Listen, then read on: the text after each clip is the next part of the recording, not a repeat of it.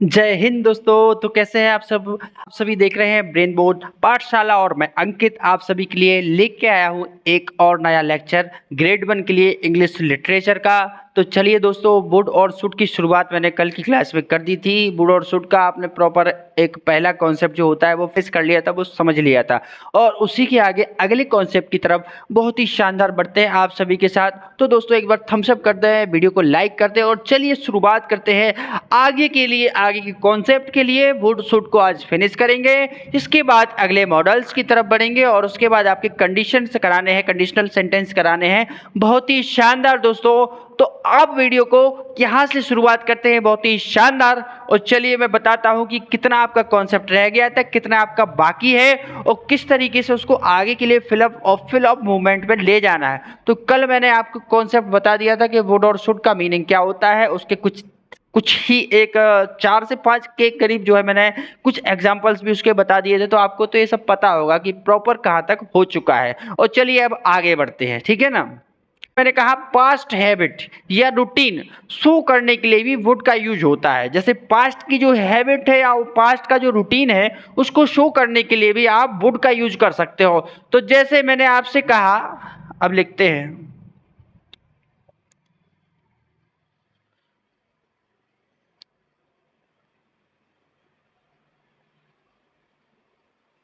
Also you show past habit या routine use would.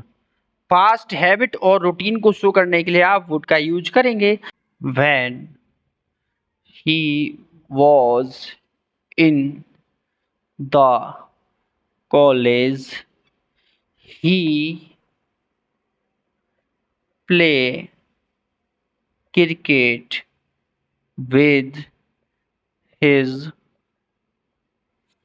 Friends. ठीक है ना भाई। दूसरा देखो, when he was in the college he play cricket with his friends। जब वो है, सेंटेंस बता रहा है कि जब वो कॉलेज में था उस समय पे जो है वो क्रिकेट खेला करता था। They talk to they talk to each other when the phone his hand।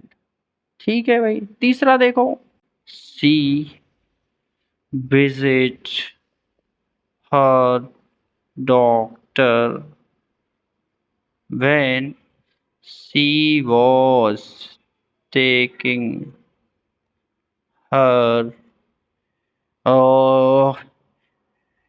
hair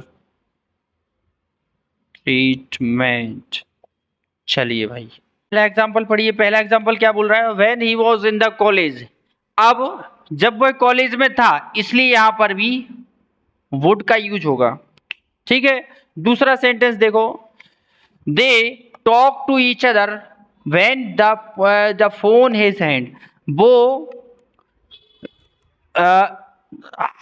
हर किसी से बात किया करते जब उनके पास में फोन होता था। तो ये पास्ट की बात हो रही है, ये भी पास्ट की हैबिट शो हो रहा है, इसलिए यहां पर भी वुड का यूज होगा। पास्ट की हैबिट शो हो रही है। She blank visit her doctor when she was taking her hair treatment. वो डॉक्टर के पास कब जाती थी, जब वो क्या ले रही थी, अपने बालों का ट्रीटमेंट, हेयर ट्रीटमेंट ले रही थी। इसलिए इसमें भी पास्ट की हैबिट को शो किया जा रहा है, इसलिए यहां पर भी वुड का ही यूज होगा। ये बात आपको समझ में आ चुकी होगी कि तीनों सेंटेंसेस में पास्ट की हैबिट को शो किया गया है, इसलिए तीनों सेंटेंसेस में किसका यूज हुआ है, ओ वुड का यूज हुआ है। ठीक है ना। चलिए भाई यहां तक ये कॉन्सेप्ट आपको समझ में आ गया होगा। और चलिए अब आगे की अगले कॉन्सेप्ट की तरफ बढ़ते हैं। अगला कॉन्सेप्ट आप सभी से क्या कहने की कोशिश कर रहा है, जैसे कंडीशनल सेंटेंसेस तो मैं बाद में कराऊंगा, मॉडल्स कंप्लीट होने के बाद कंडीशनल सेंटेंसेस को कराऊंगा। तो एक बात याद रखिए, कंडीशनल सेंटेंस मतलब शर्त वाले वाक्य। क्या होता है कंडीशनल सेंटेंस? शर्त वाले वाक्य में वुड का यूज होता है। जो शर्त वाले वाक्य होते हैं उसमें भी वुड का यूज होता है, ध्यान रखना। तो कंडीशनल सेंटेंस कैसे शुरुआत होते हैं? तो कंडीशनल सेंटेंस होते हैं if plus subject plus verb की second form plus other word, और फिर सब्जेक्ट प्लस विल। अब विल की जगह पे आप वुड का यूज कर देंगे। चलो हम लिखवा देते हैं उसका। Conditional sentences use only would. ठीक है, कंडीशनल सेंटेंसेस में वुड का यूज होता है if plus subject plus verb की second form plus other word, subject plus will plus verb first plus other word. अब आपको ये तो पता ही है, कंडीशनल में दो सेंटेंस होते हैं जिसको कंजंक्शन से जोड़ा जाता है। ठीक है, तो आपको एक बात याद रखना है, इसमें विल की जगह वुड का यूज होगा। अब ये कोई ऐसी कठिन कठिन चीज नहीं है। एक बात याद रखें, जब यहाँ पे वर्ब सेकंड का यूज हो रहा है तो मैंने आपको पहले ही बताया है कि अगर दो सेंटेंसेस को एक सेंटेंस में कंबाइंड किया गया है और पहले सेंटेंस में पास्ट को शो किया जा रहा है, तो दूसरे सेंटेंस में विल की जगह वुड का और शैल की जगह शुड का यूज होगा। ये कॉन्सेप्ट पहले भी बता चुका हूं मैं आप सभी को। ये वही उसी बात को बताने की मैं कोशिश कर रहा था। वही बात ये है कि यदि कंडीशनल सेंटेंस आपका दिया गया है तो उसमें जो है वर्ब सेकंड रहेगी, तो वहां पे विल की जगह वुड का यूज कर देना है। If he played till the end, क्या है? Play till the end, he will win the match. He will win the match. ठीक है भाई, पहला हो गया। दूसरा देखते हैं। If she had invested the money in the share market, if she had invested the money in the share market, it will have become double। ठीक है, दोनों सेंटेंस लिख दिए है आप सभी के सामने। दोनों सेंटेंसेस को प्रॉपर देखना है, तरीके से देखना है। तो तरीका पहला आपका क्या है, क्या लिखा हुआ है? If he played till the and he will win the match. पहला सेंटेंस कह रहा है if he played till the and he will win the match. तो आप देखिए सेकंड फॉर्म और ये आपका कंडीशनल लगा हुआ है, इसलिए विल की जगह पे यहाँ पे किसका यूज होगा? वुड का यूज हो जाएगा, वुड का यूज होगा। ठीक है, अब दूसरा sentence, if she had invested the money in the share market, यदि वह क्या कर देती? शेयर मार्केट में पैसे लगा देती, और तो it will have become double, उसका पैसा डबल हो जाएगा। अगर वो लगाती है तो उसका पैसा डबल हो जाएगा, इसलिए यहाँ पे बुल की जगह वुड का यूज होगा। ऐसे ही इसमें और ऐसे ही इसमें। आप भी बताइए, अभी तक आपको आया समझ में? कोई दिक्कत हो?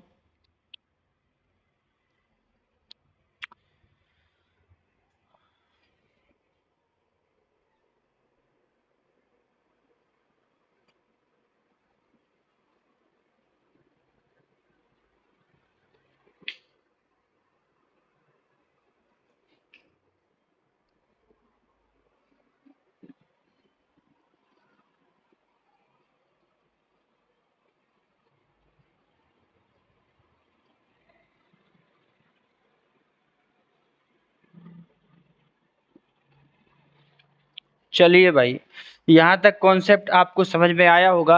अगली कॉन्सेप्ट की तरफ बढ़ते हैं। अगला कॉन्सेप्ट क्या बोल रहा है, बड़े ध्यान से सुनना है। अगला कॉन्सेप्ट क्या बोल रहा है दोस्तों, इसको बड़े ध्यान से सुनना है, तो सुनिए आप।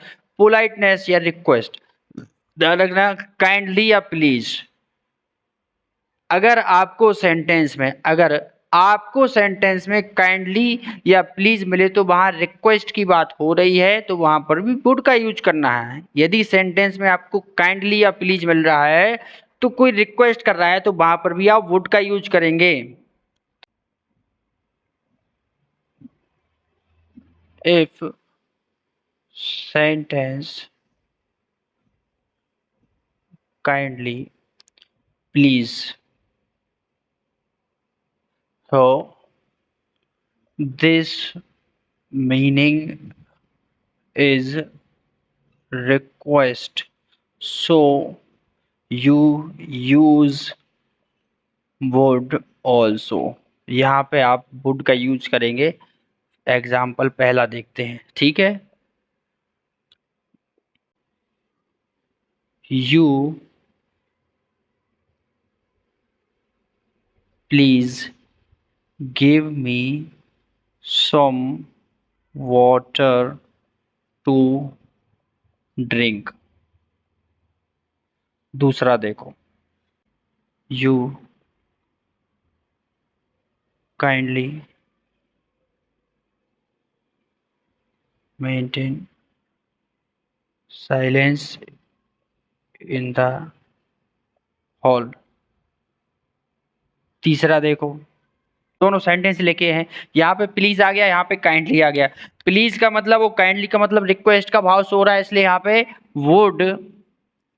वुड का यूज हो जाएगा। कॉन्सेप्ट आपको समझ में आया होगा कि अगर प्लीज और काइंडली आपके सेंटेंस में लिखा रहा है तो वहां पर आपको वुड का ही यूज करना है, ये कंपलसरी है, ठीक है, ये आपका कंपलसरी है।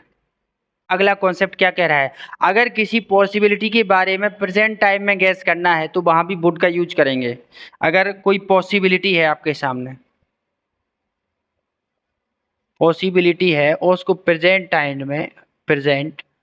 टाइम में आप गैस करेंगे तो वहां पर भी आप वुड का यूज करेंगे। एग्जाम्पल देखते हैं, ठीक है। I think he at home now, be, ठीक है।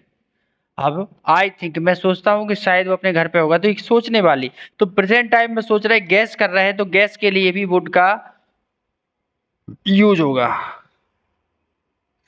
दोस्तों आप सभी बताएं कि आपको यहां तक, क्योंकि विल, सेल और शुड और वुड का कॉन्सेप्ट यहां तक फिनिश हो चुका है। अब अपने को मस्ट का यूज का पता लगाना है कि मस्ट का यूज कैसे होता है।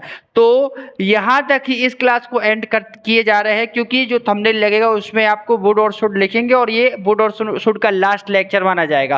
और चलिए दोस्तों, आप सभी को आज का लेक्चर कैसा लगा, आप सभी को कितना समझ में आया, कितना नहीं आया, और जो जिसको आ गया है तो वो भी लाइक करें, और नहीं आया तो वो लाइक करके एक कमेंट भी करेंगे, वो बताएंगे कि उनको क्यों नहीं आया, और वो कमेंट इसलिए करेंगे कि उनको क्यों आ गया है। तो अगले कॉन्सेप्ट की तरफ कल की क्लास में बढ़ेंगे। तो दोस्तों आप सभी को जय हिंद, राधे राधे। और आज की क्लास को दोस्तों यहीं पे एंड करते हैं। अच्छे से खूब पढ़िए, मस्त रहिए और खूब खाइए पिए।